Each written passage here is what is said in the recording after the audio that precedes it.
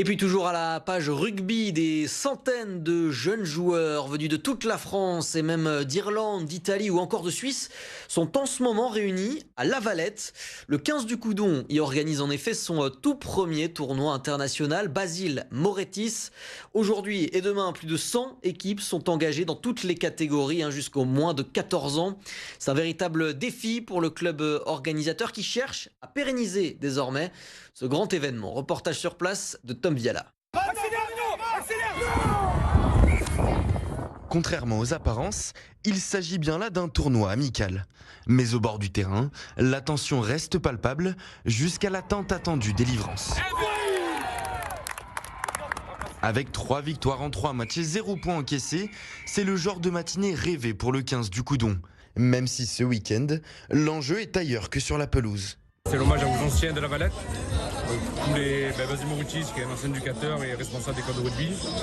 Et chaque trophée catégorie, c'est pour rappeler les anciens qui ont été à la création de l'UAV à l'époque de La Valette. Parce que sans eux, le club n'aurait pas existé. On peut couler depuis de nombreuses années. Parmi ces nombreux hommages, on retrouve celui de Georges Conca, dont le nom figure sur l'un des trophées.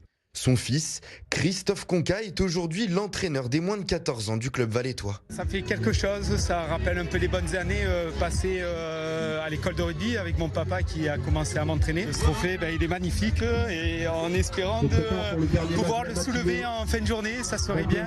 Sur le terrain, près de 1500 joueurs âgés de 6 à 14 ans s'affrontent tout le week-end.